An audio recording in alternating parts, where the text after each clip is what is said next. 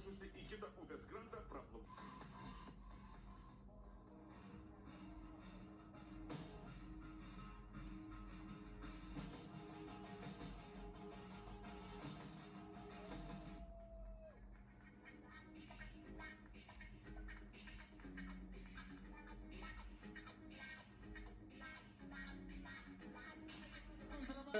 Turiu apžiūrėti šį žmogų, nežinau, žmogum galime pavadinti, kažkas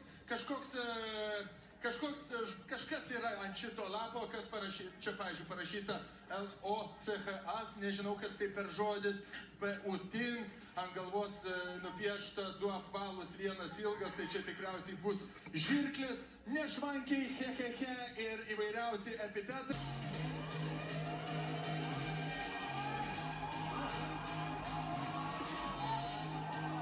Publika palaikom! Komanda Kontrabanda gali pasiekti tuoj pat Vilniaus televizijos bokštą, grįstą kelią ir vandenį. O dabar atvažiavo į Antakalnį, patys sudėtingiausia, sunkiausiai pervažiuojama. Negali būti.